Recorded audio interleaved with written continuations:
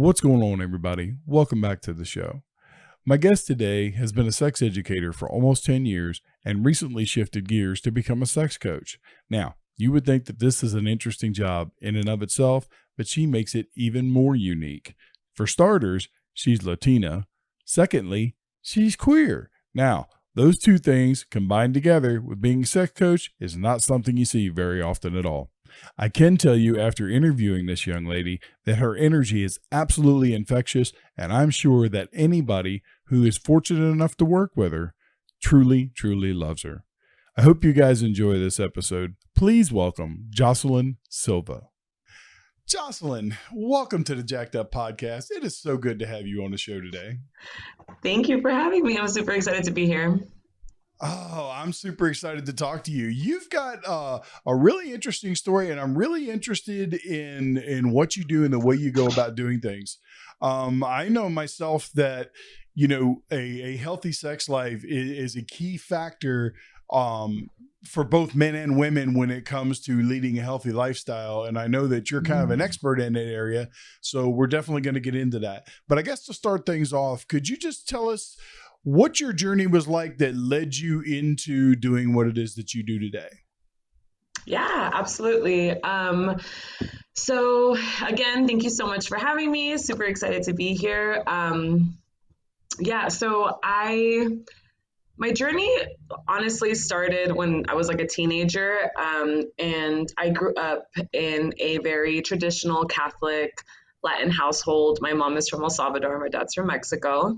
It was a Spanish-speaking household and first generation in this country. So I was never talked to about sex at all.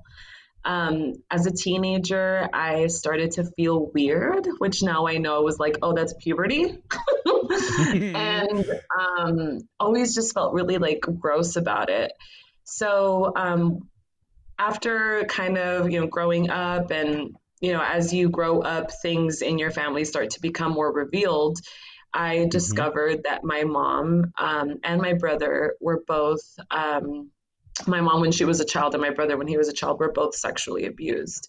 And because of their abuse, they've always been overweight, but they developed a food addiction. And so as I grew up and started to mature, I realized like, oh, I've been raised by two people that are addicts and that have a lot of trauma. And no wonder I have like such a weird perception of sexuality. So as I started to kind of move away from the Catholic Church and I started to have sex, when I was 18, 19, I just opened my eyes to like, oh my God, this could actually be something really beautiful. And that's when I got really interested in sex education. Because I was like, I want to be able to empower other people. And I've seen the ways that sexual trauma has affected people that are very close to me. And so I still do. I want to be able to help others feel empowered and express themselves in a sexual manner, especially since sexual trauma is so prevalent in our society and it's never talked about. So it's just such a huge passion for me to be able to give to people what my brother and my mom didn't get. Yeah, I fully agree with you. I won't name names, but there were a couple people in my life that suffered severe sexual, mental, and physical abuse in their childhood years, and I saw firsthand the effects of it, both in the short term and in the long term, the way it affected every aspect of their lives.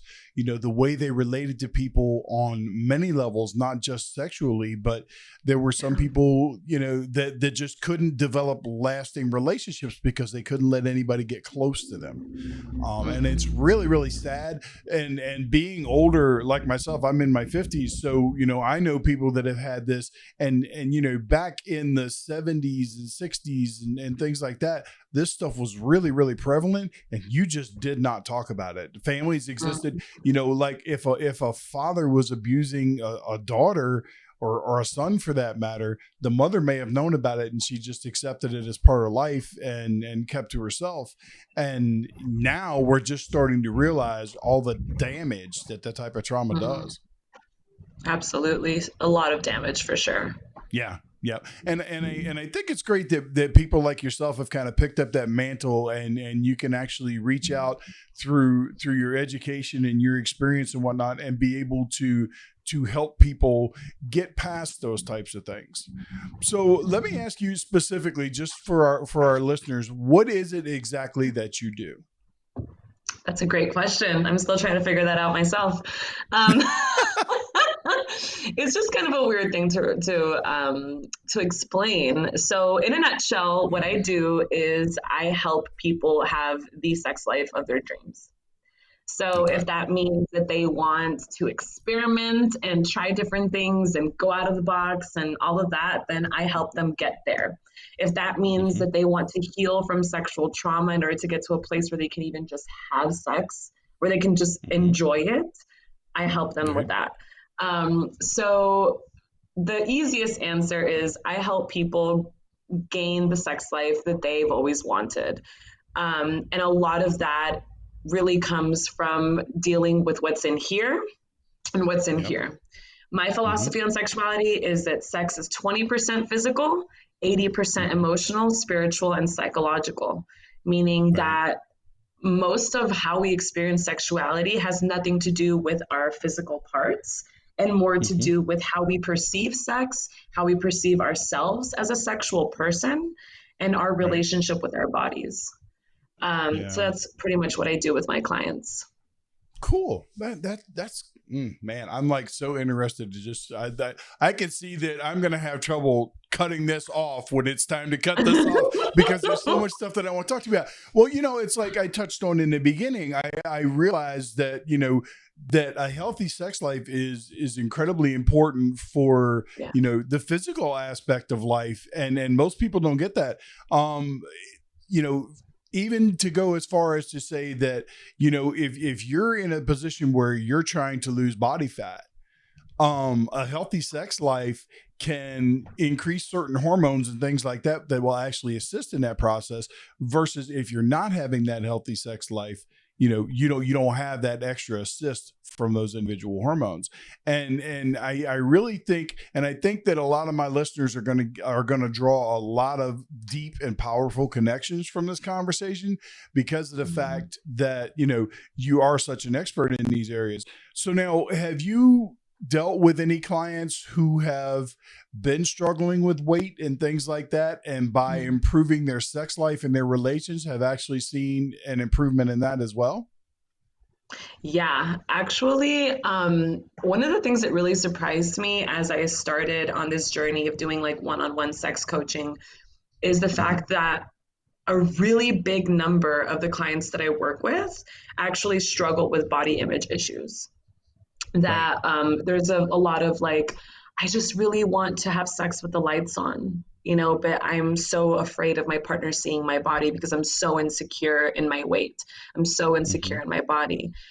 And Right. also, it's just understanding that like a healthy sex life is so layered, right? Like, yeah, I can recommend you the sex toys and the lubes and like the performance enhancers, but like that's not what's going to help you have a healthy sex life. What's going to help you have a healthy Right. sex life is self compassion, self Mm-hmm. acceptance, mind and body connection. And so, absolutely, that is something that I see a lot in my clients. And one of the things that I hear a lot as well is, oh, well, like when I lose 20 pounds, I'm going to like be this like sex goddess. And what I preach Mm-hmm. is no, you have to be this sex god, goddess before you lose the weight. You got to accept your body the way it is now, today, with all of its Right. imperfections, with all of its things that you don't love. Because Mm-hmm. I think in any weight loss journey as well, if you don't accept yourself at like 300 pounds, who's to say you're Mm-hmm. going to accept yourself at 150?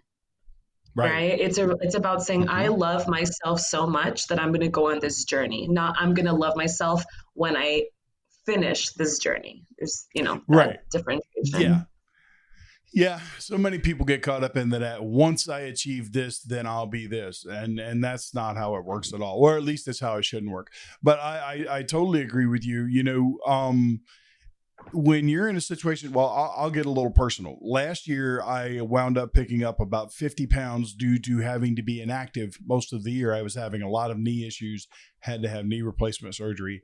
And during that time, and since as I'm working my way back, my wife, who's 13 years younger than me, had noticed that our sex life had dropped off. And, at one point we just got into a real frank conversation, and I was like, I'm going to be honest with you, honey. I don't want to look at myself naked. So if I don't want to look at myself naked because I'm unhappy with my body right now, even though I know how to rectify the situation and I'm working towards that, I'm not comfortable with my body right now. I don't like the way my body looks. And because of that, I figure in my mind, if I don't like the way it looks, why are you going to like the way it looks? And I think a lot of people get caught up in that type of trap. I mean, would you agree? Yeah. Oh yeah, 100%. Definitely. And that's the thing, is that like self-love, it's like preached in our society, right? Like love yourself, self-care, self-love. It's like this Mm-hmm. hot topic. But Yeah. self-love is not just like, oh, I love my body. Like, there are times where you're going to look at your body and be like, man, I don't really feel that great. But it's Mm-hmm. like, again, it's all about those layers, that self-compassion piece, and also spending time with yourself. The vast majority of people don't spend time with themselves naked, you Mm-hmm. know? And that's the thing, is that when you're not feeling yourself, spending time naked, understanding Mm-hmm. like, hey body, this is how I'm feeling, this is what kind of feels weird for me right now, or like, Right. hey body, I'm not really liking this part of you, but I just want to like appreciate the fact that you're there. That work Mm-hmm. is so important, because it gets you to a point where, okay, I may not love what I see in the mirror, but I can't change it, right? And so because I can't, Right. like, I can change it, but I'm not going to change it right now, right? It's going to take Right. me a Yeah. while to change it. Yeah. Exactly. So this is what I'm working with. So let's work with it. Yeah. I hear you. I hear you.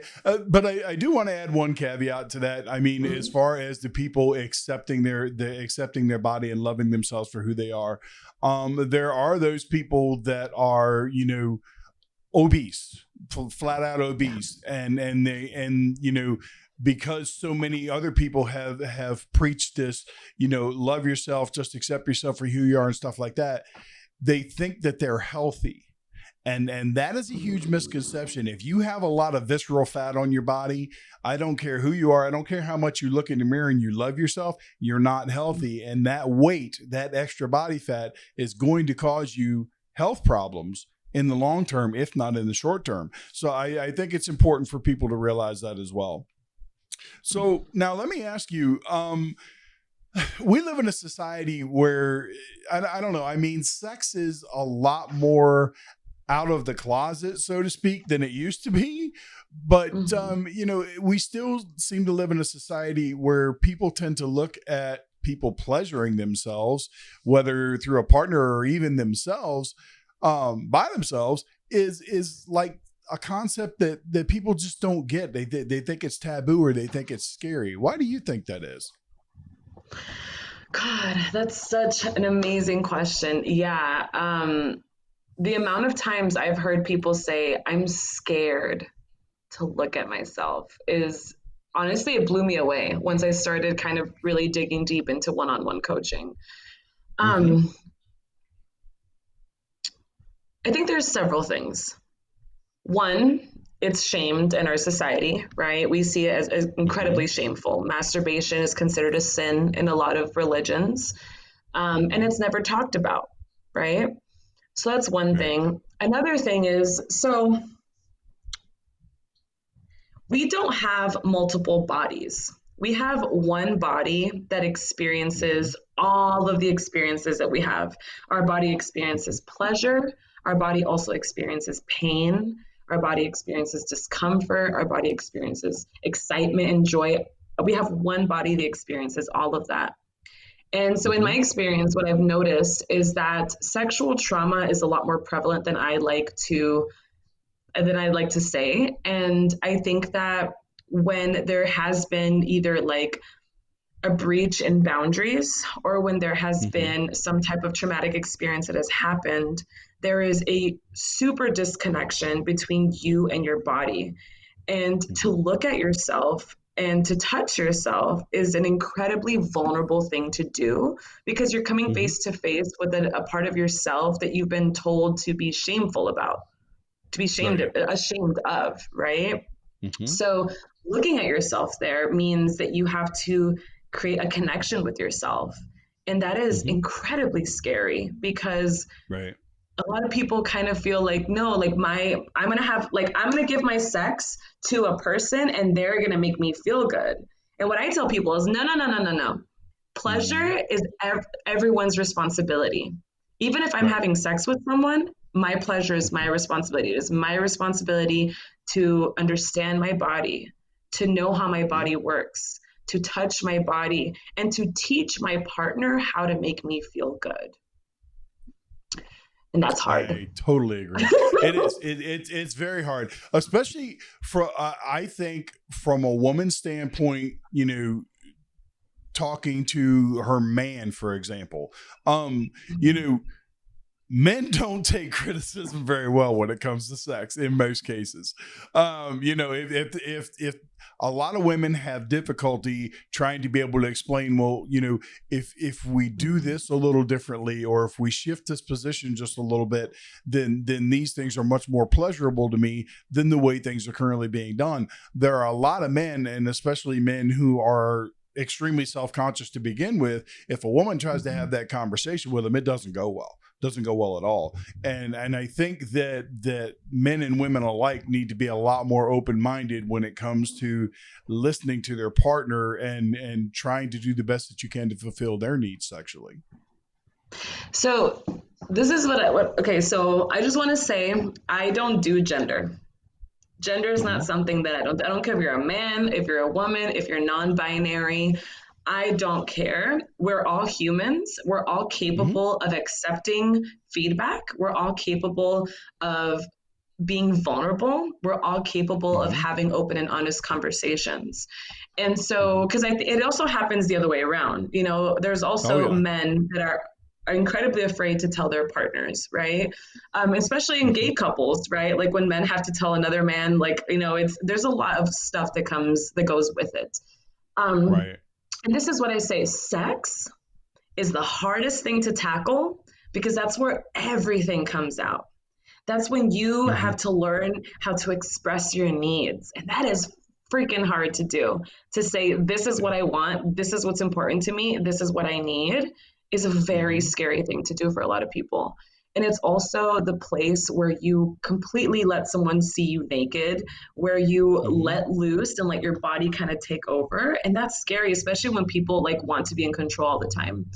So when it comes to communicating with your partner, there's a few ways that you can do it where you don't put your partner on the defense. Because what I hear is that a lot of people, when they have these conversations, one, it comes out when they're already fighting, Mm-hmm. or it comes off in a way that's like angry, like, our sex life sucks. Like, why does our Right. sex life suck? Like, I wish you would just do more of this. Why can't you be more like that? Obviously, if you Mm-hmm. come at someone like that, they're going to be like, oh, what the hell? Like, oh my God, that this is not comfortable. Like, now I'm defensive. Now I'm like feeling ashamed and now I'm angry. So it's all Yeah. about setting the tone and speaking about these things in a space where both people are open to the feedback, because it's not criticism, right? It's feedback. And it's also Right. having an open and honest conversation. So, Mm-hmm. what I recommend to people is, if they are afraid to have these conversations with their partners, is to do it when both of you are in a good mood. So either on a Mm-hmm. date night, while you're cuddling in bed, while you're both laughing and having a great time, and just be like, hey, honey, come from a place of tender love and care and compassion. Also come from a place of, I want, not saying like I want this, but more like, we're in a partnership. I want us to be Mm-hmm. happy.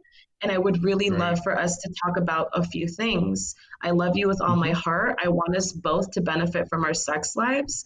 And I would really appreciate if we do X, Y, and Z. What do you think about it? And actually have an open dialogue where both people can say their piece and express their feelings to each other.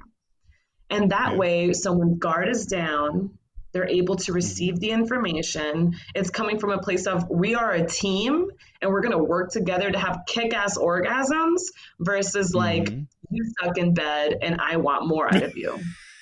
Right. Yeah, right. Yeah, but it's a very powerful subject, and there are people that very quickly take offense to, if you aren't in the right headspace, it's very easy to take offense to your partner trying to say stuff like that to you. So Yeah. I agree 100%. You need to make sure that you're both in a space where, open and honest communication is going to be able to happen. So now let me ask you, in your line of work, do you run across a lot of people who practice alternative lifestyles? And what I mean by that is people that are into like polyamory or swinging or things of that nature. Yeah, so actually right now I don't have any clients that are currently in polyamorous relationships. Um, Mm-hmm. but I do have a few clients that are queer. I am actually identify as queer and non-monogamous. I Mm-hmm. used to be active in the swinging world. Oh, that was a blast. But my identity has kind of changed a little more, and my preferences have changed. Right. But yeah, I was very knowledgeable with that community. I identify with that community. And there's also a lot of shame and guilt that comes with that because oftentimes what I get is people want to like improve their sex life, right? And they're like, yeah, I just want to Mm-hmm. have great sex and want to feel good about my body. And I might want to have a threesome too. They're just gonna or like it's just this thing where like people start stuttering because they're so afraid to like say this. Right. So it's Yeah. incredibly taboo still. Yeah, yeah, it is. Although it's a lot more prevalent than it used to be. I mean, there are, I think the last time I read a research paper on it, there were like a couple thousand swinger clubs across the world. I mean, and there was like several hundred in the United States alone. So it's becoming a lot more prevalent.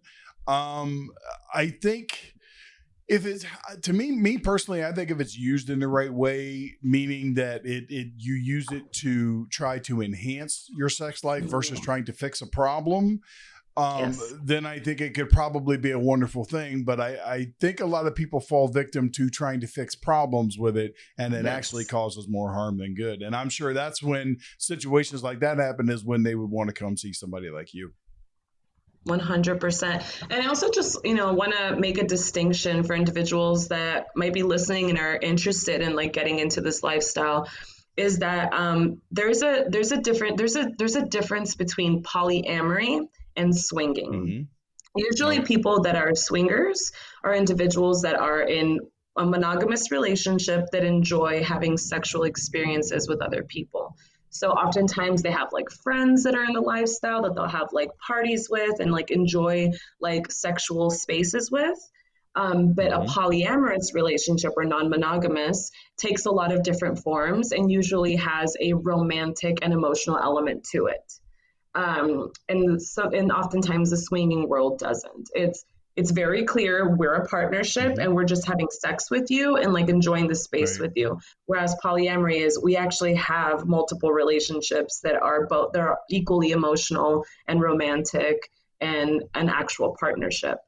And I Mm-hmm. love what you just said because it's so important to understand the differentiation. I actually just had a conversation the other night with a woman who wanted to ask me about non-monogamy. So we started talking about it, and she was Mm-hmm. just like, it's just that men are incapable of monogamy, and that's why I want to do non-monogamy. And I was like, I'm going to challenge you on that.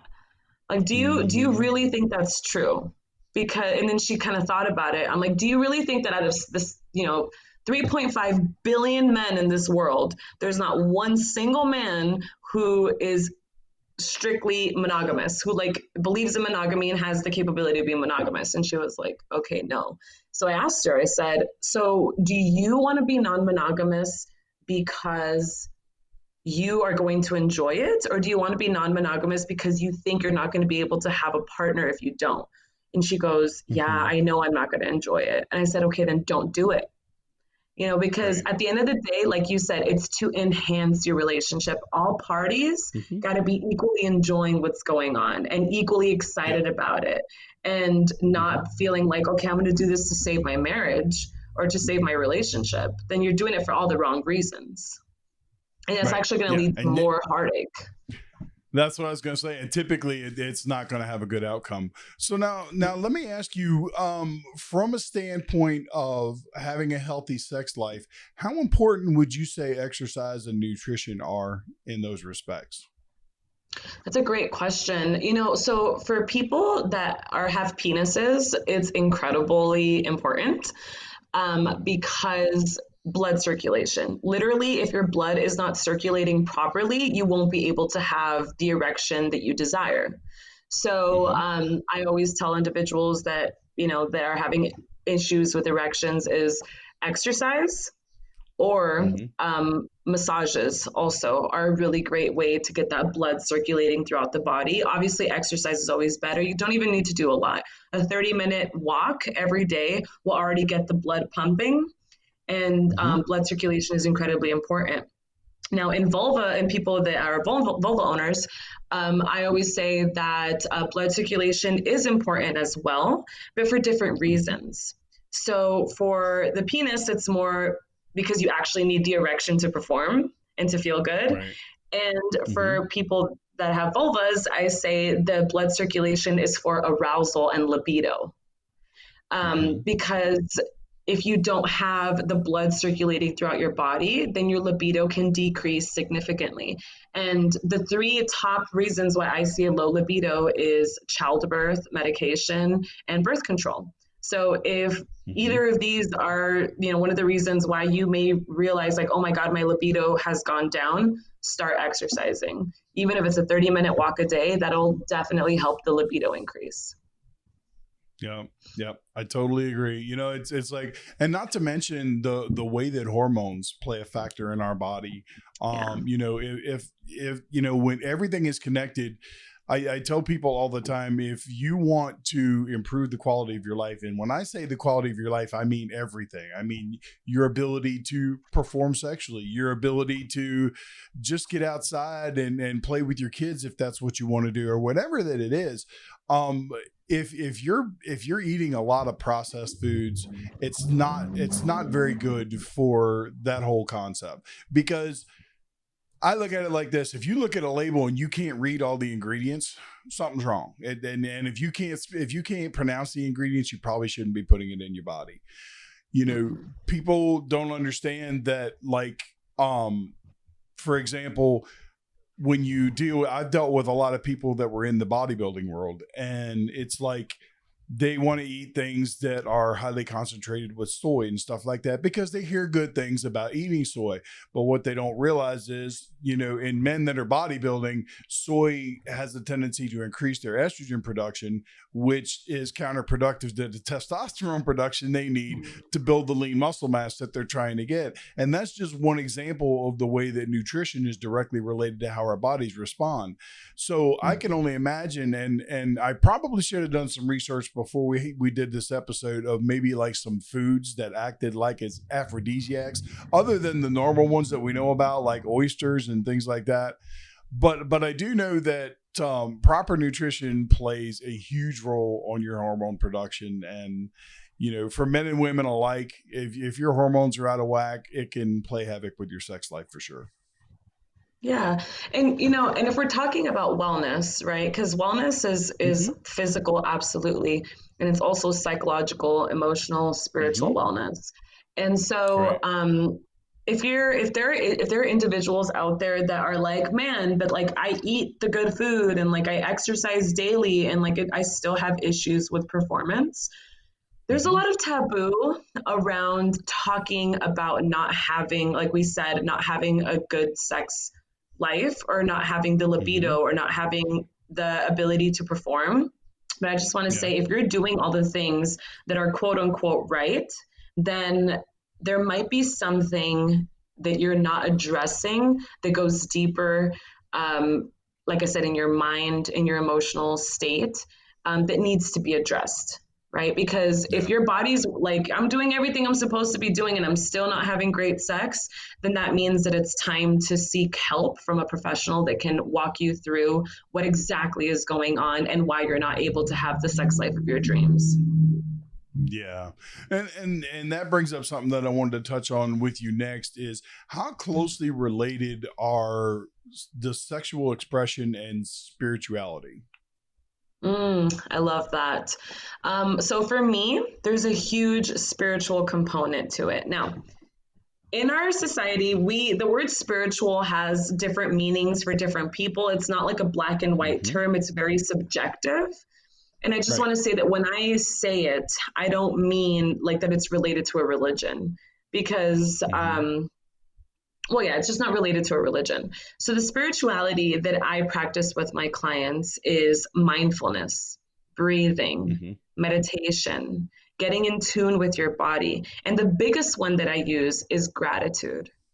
We don't give our bodies enough gratitude. We don't appreciate our bodies to the extent that they deserve appreciation. Because not only do our bodies allow us to move and do all the things that we love to do, but our bodies also give us pleasure.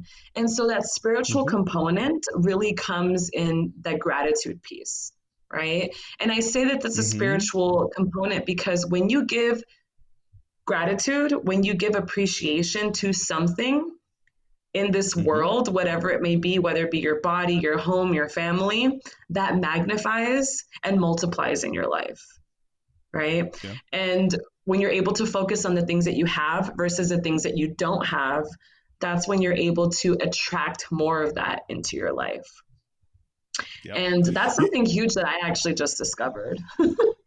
Actually, not that long ago. It is the more I do these podcasts, the more I see, and because I talk with such a wide variety of people, the more I see connections in different things that I'm learning as I progress in my journey through, me being on this mission of trying to help as many people as possible. And I want to wipe out obesity and type 2 diabetes and all these different things.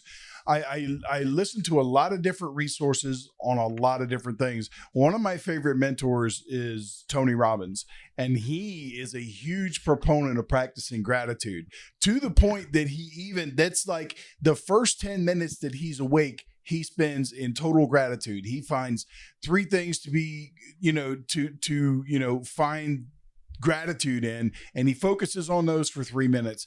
And then he looks at what his day is going to be like and how he's going to be able to find gratitude in that. And then he focuses on that. And it's just truly amazing how people can use the power of gratitude and focusing on it to just literally make drastic changes in their life. I mean, I think it's amazing. 1000%. Like, oh my gosh. It's so interesting because I started doing gratitude lists about 2 years ago. 2 years ago, I had a life-changing experience, spiritual awakening. I hit a bottom, and when you hit a bottom, the only way to go is up. So completely life-changing experience. And that's when I started to really practice gratitude. And it literally dawned on me that I was like, I don't think I've ever given appreciation to my body for its ability to experience pleasure. Like, thank you. Like, thanks for that orgasm. That was kick-ass. Like, rock on, body. Or like, thanks for that like moment of pleasure. And a lot of the clients that I get, obviously, like you're not seeking a sex coach because your sex life is bomb.com, right? You're seeking a sex coach because you need some help. And one of my clients recently, actually, she was saying that she can't like enjoy sex, and she says she gets these little moments of pleasure, and then they're like right afterwards, like she'll get like a thought, and then she like can't enjoy it. So I said, okay, when you get that spurt of pleasure, I want you to tell yourself, I'm grateful for this pleasure that I'm feeling right now. I'm grateful for this. And if it goes away the next second, who cares? But savor that moment, savor it. Like, ooh, thank you. Like, thank you for feeling this. This feels great. And she said that that's completely changed the way she even like looks at it, because she says she's been practicing that. And if anything, she gets excited about it. She's like, oh, I'm so grateful. I got like 3 moments of pleasure while having sex with my partner today. Right. Versus being like, well, this sucks. Like, I didn't really enjoy sex today. It's all about your perception. you know? Yeah. So Yeah, I pretty totally important. agree. Perception is everything. You know, it's too many people focus on all the negatives in life, and they Yeah. don't stop to take a few minutes and look at the positive things that they have. You know, it's like there are times as over the last year, as I've really progressed with the podcast and getting into the online space and reaching out and trying to help more people, there have been many days where I've been like, okay, John, you are a 53-year-old nutritionist that's trying to operate in a space where most of the people who have any kind of influence are typically in their 30s and 40s. They look like they live in a gym parking lot. You know what I'm saying? They're typically running 10% or body fat or less. They're not bald, bearded guys from the hills of West Virginia. You know, we just don't do stuff like this. So I have struggled to convince myself that it doesn't matter what I look like. It's what I have to share with people, Yeah. and that's what's important. And I have made that shift in the last year where I've stopped focusing on, oh, well, because I'm this and because I'm that, people aren't going to take me seriously. And I've just turned on my camera and put myself out there, and I'm getting positive response. And it's not just because it's the space I'm in, it's just because I changed my mindset. And I think whether Yes. it comes to sex, health, nutrition, wellness, whatever you want to call it, mindset is everything. If you believe Yes. that you could do something, you can do it. It's all about making it happen. All right. I gotta say some stuff. Okay. I'm Go gonna ahead. say something super cheesy, but I don't care because this is true, and everyone needs to hear it. Mhm. You can do. Can I cuss, by the way? Fuck yeah, you can cuss. Okay, cool. You can do whatever the fuck you set your mind to. Mhm. Everything and anything in this life is possible if you believe in yourself. Period. That's Mhm. it. Like anything you want to do. I hear so many times from like people saying like I can't do this and I can't do that and I'm to this and I'm to that. Like yeah, fear and self-doubt are going to rear their nasty head every once in a while, but at the end of the Mhm. day, you can do whatever the fuck you want. And that is like the Yep. biggest lesson that I have learned in the past couple of years. And speaking of looking a certain type of way, I am a Latina who talks about sex. I don't know. I honestly do not know any other Latinos that are sex coaches. I know a lot of sex Mhm. educators, but I don't know. I want to make sure I'm not like offending anyone by saying this. Um, no, I don't. I can't off the top of my head think of Mhm. someone that's an active sex coach that is brown. And like that is a problem. And if you're listening to us and you're Latino and you're a sex coach, hit me up because I want to meet you.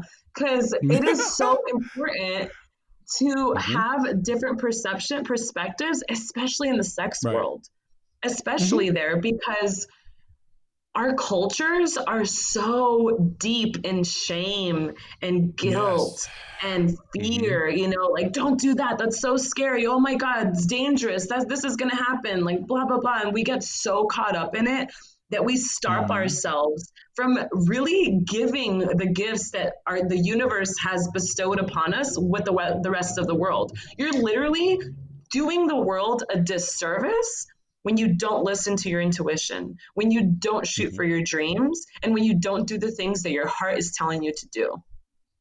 And it Yeah. is all Uh, about your mindset. It's all about what yeah. is up And in here. 100%. I look at it like this. In 2007, I weighed 405 pounds. I've walked the walk.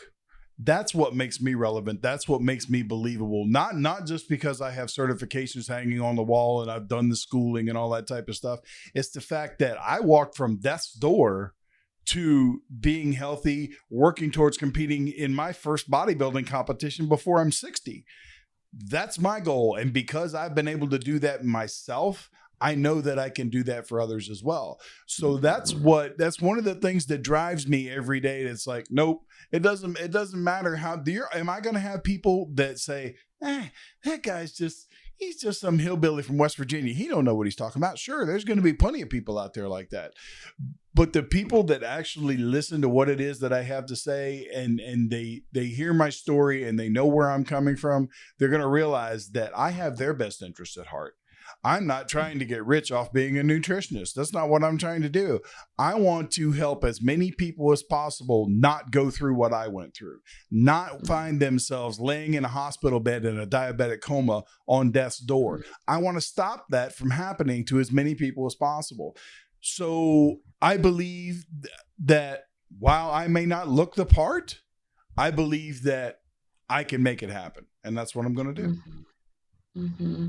Absolutely. And so I want to have 2 points. So now that I think about it, I do know other Latinos that are sex coaches. So I just want to correct myself, but it's very few compared to the others that aren't.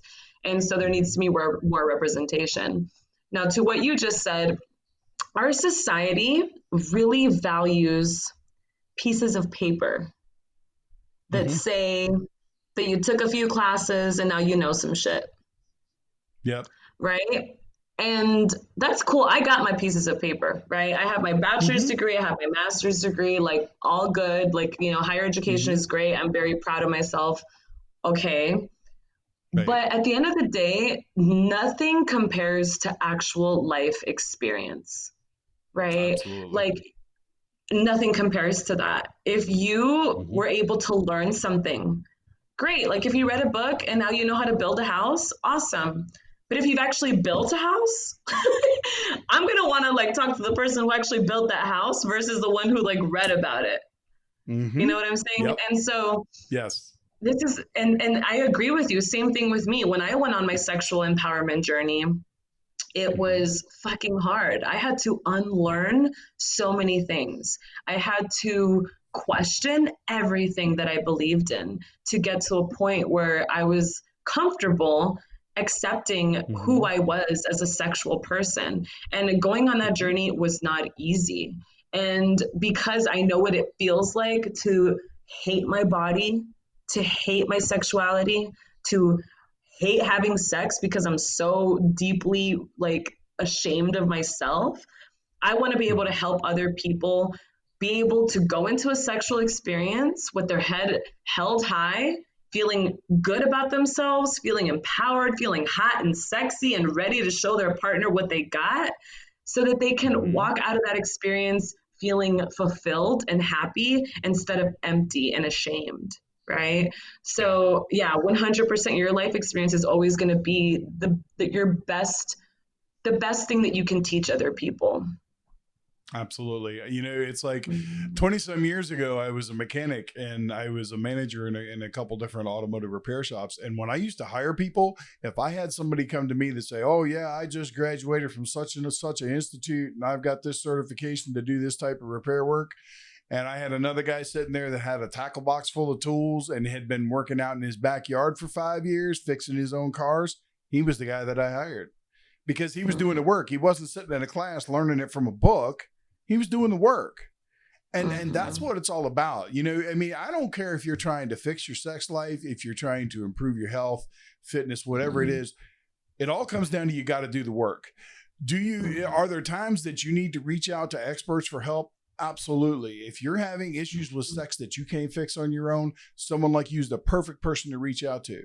If you can't figure out how to relate to food and how it works in the body and how you need to manipulate your nutrition to reach the fitness goals that you want to reach, I'm the person you want to reach out to because I know how to do that sort of thing. But that doesn't mean that you can't take things upon yourself. 20 years ago, well, less than 20 years, in 2007, when I started my fitness journey, I didn't have any certifications. I went to a doctor and I actually spoke to a dietitian and she started to teach me about how food reacted in the body. And that lit a fire under my ass. And then I taught myself everything that I needed to know to lose 150 pounds and to reverse my type 2 diabetes. And because that I know that I could teach myself that and I know how difficult it was for me to do that, I don't want to have other people go through the same thing. So that's why I do what I do. Okay, so let me ask you, Normally, I ask a question about changing things about health and fitness, but in your case, I'm not going to. What would be the top 3 tips that you would give anybody, male or female, to create a healthy environment for a quality sex life? Ooh, this is a good one. Let me think about it for a sec. Okay. All right. So the first one, the number one advice that I would give every single person to have the best sex life of your life is communication. Communicate, communicate, communicate, and communicate some more. Incredibly important to communicate. The second thing that I would recommend is having a mind and body connection. What I mean by that is learn how your body works. Research your anatomy. Understand what the words frenulum, prostate, clitoris, vulva, vagina, G-spot, what the hell do those words mean? And what functions do they have in your body? And then learn what your body does and get to know your body. So connect with your body. And the third thing I would recommend is speak from your heart. I guess it kind of goes with communication, but the third one is more important. It's more rooted in hold your authenticity and speak from your heart. Notice that none of the tips I gave have anything to do with try this position or use this lubricant, right? Because at the end of the day, like I said, sexuality is much more what's going on in your head and in your heart. And if those two are where they need to be, the rest of your body will follow suit. The speaking from your heart and holding your authenticity. Oftentimes when people are in sexual relationships, they think about the relationship, which is great. Obviously, you want to think about the relationship. However, think about the relationship, but also be true to yourself and what your needs are. I had a consultation with a person yesterday, and I asked them, because they were saying how they have really high libido and their partner doesn't have high libido. And they said, and I said, okay, on a scale of 1 to 5, 1 being you're fine if you never have sex ever again, 5 being it's incredibly important for you to have a healthy sex life, where would you stand? And they said 5, but I could compromise it down to like a 3. And I was like, no. Where are you? And they were like, I'm a 5. Sex is incredibly important to me in a relationship. I said, great. Right. Now we need to talk to your partner and see how important sex is to them. And sometimes it's just sexually not compatible. Sometimes 2 people are just not sexually compatible. And that's the time where intervention needs to happen. A sex therapist, a sex coach, someone that can help them. But it's so important to be able to speak authentically because we got one life to live, man. Like, you want to make sure that you get the most out of what this life has to offer. And we don't have time to compromise the things that are important to you. You know? No, you're right. You're absolutely right. That was an amazing answer. I figured it would be, but, and I've never, it's kind of funny because most of the podcast episodes that I've had up until this point have been with either fitness professionals or people that have had tremendous weight loss. I had one guy that lost 300 pounds, not once, but twice. He lost it, gained it back, and lost it again. And I've never had someone like you on the show, and I'm truly glad that we connected and we're able to do this because I'm really trying to give the podcast a wide berth. I want to make sure because I believe, like you believe, wellness, well-being, whatever you want to call it, it encompasses so much more than just how many times you work out a week, whether you eat like a vegan or a carnivore or whatever. It encompasses everything. And sex is a huge part of that, which is why I was not in any way feeling like, oh, this is taboo. I shouldn't be talking about this on my show. Well, first of all, it's my fucking show. I'll do what I want to do. And secondly, I believe that sex is a very, very important part of a healthy lifestyle for men, women, whatever. You know what I'm saying? Plain and simple. Mm-hmm. So now, before I let you go, real quick, let everybody know where they can find you if they want to connect with you, like on social media or whatnot. Yeah, so if you are interested in working with me or getting to know me, so my Instagram handle is at Sex Coach Jocelyn, SEXCOACH JOCELYN. My website is jocelynsilva.com. And my TikTok is Sex Coach Jocelyn with a 3 instead of an E on the sex part. Well, there you go. Jocelyn, thank you so much for coming on the show. This episode was awesome. I knew it would be. I've been like chomping at the bit to do this. And I even actually remember the time slot we said that we wanted to release this episode. I've even been saving it. I was hoping nothing happened that we had to reschedule. So this will actually launch about 4 days after we record it. So I'm looking forward to it. But again, thank you so much for coming on. You are amazing. I think that anybody that is fortunate enough to work with you, if they need the help, is truly, truly blessed. So thanks again. Thank you so much. Thanks for having me, John. This was a lot of fun. Thank you. You're quite welcome. Now, you see, I told you guys this was going to be an amazing episode. I hope you got a lot of value out of it. If you did, do me a favor, share it with a friend.